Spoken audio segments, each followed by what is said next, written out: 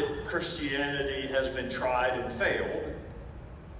It is that Christianity is hard and therefore rarely tried. What I learned in Israel, to your first question, is that Jesus was born into a country that was being ruled iron-fistedly by another country. And while there was this hope that he would be a political leader, that he would provide physical freedom, that he would have a true kingdom as they understood that term, that's not what he had in mind, not then at least. It was a religious freedom. It was a spiritual freedom. And so I think back, you have somebody come in next week that wrote a book on Dietrich Bonhoeffer. Dietrich Bonhoeffer, in the world's eyes, lost because he was executed before Europe was liberated in World War II.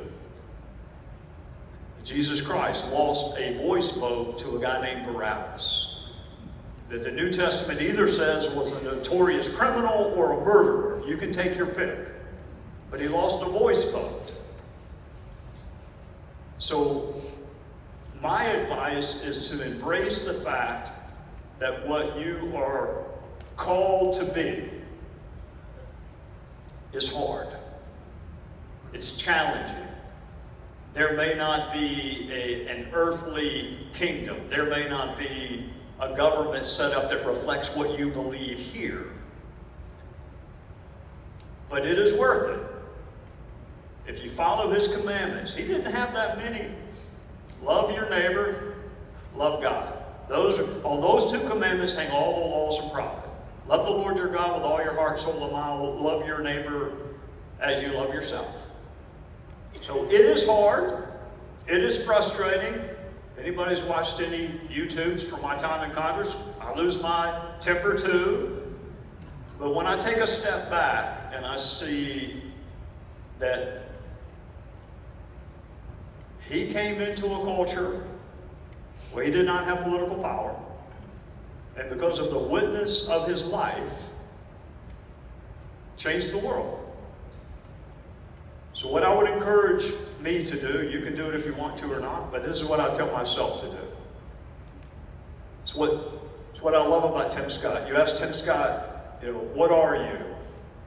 I'm a Christian who happens to be conservative. And oh, by the way, you may have noticed that I'm black.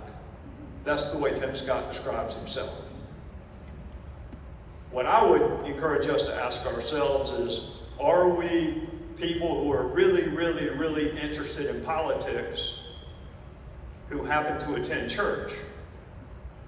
Or are we believers, first and foremost, who are interested in what's happening in our world? How do we identify ourselves?